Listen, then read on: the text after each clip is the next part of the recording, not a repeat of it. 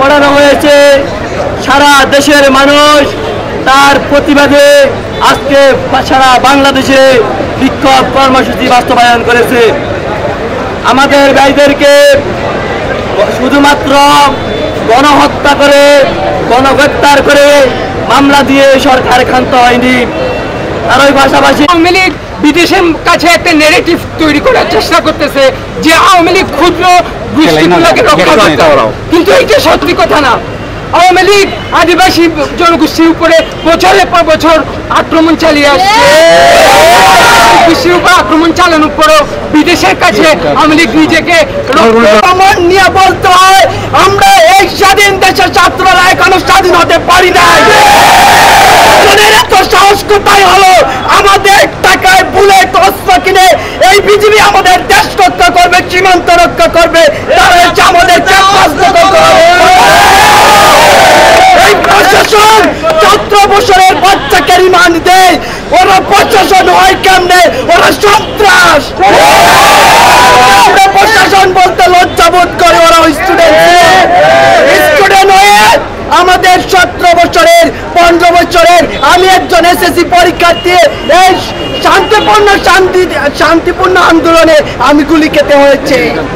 কেন প্রশাসন এই স্বাধীন দেশে আমাদেরকে গুলি চালাবে? আপনারা জানেন সারা দেশব্যাপী আমাদের এই ছাত্রদের যে আন্দোলন, সেই আন্দোলন গণ আন্দোলনে পরিণত হয়েছে। লন্ড্রির দোকানদার থেকে শুরু করে ওই 4 বছরের শিশু পর্যন্ত এই আন্দোলনে শহীদ হয়েছে।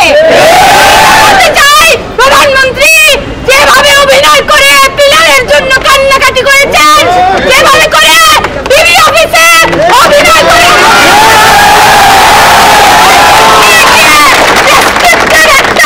বিবৃতি পড়িয়েছেন, আমরা তার তীব্র নিন্দা জানাচ্ছি।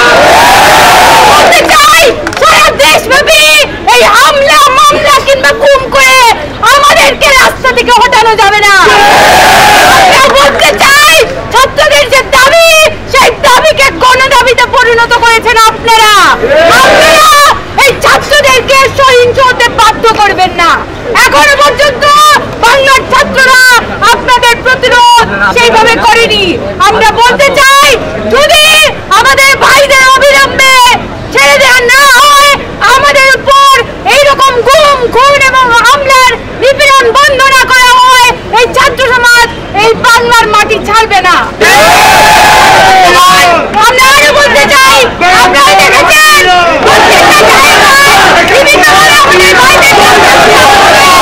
ওই জাহাঙ্গীরনগর বিশ্ববিদ্যালয়ে আরিফ সোহেল ভাই, যিনি কিনা জাহাঙ্গীরনগর বিশ্ববিদ্যালয়ের সমন্বয়ক, তাকে এখন পর্যন্ত খুঁজে পাওয়া যাচ্ছে না।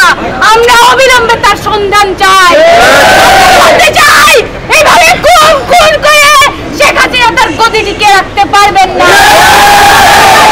আমরা এই আন্দোলনকে চালিয়ে যাব যতক্ষণ পর্যন্ত না আমাদের দাবি দেওয়া আদায় না হয়।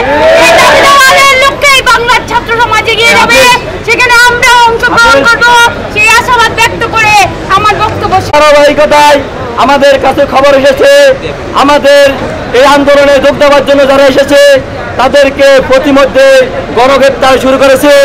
আমরা প্রশাসনের এই নেকটারজনক কাজের তীব্র নিন্দা ও প্রতিবাদ জানাচ্ছি। সংগ্রামী বন্ধুগণ, আমরা কি এখানে কাউকে উস্কানি দিয়েছে? আমরা কি পুলিশের সাথে কোনো বিশৃঙ্খলা বা বাটাবাটিতে গিয়েছি?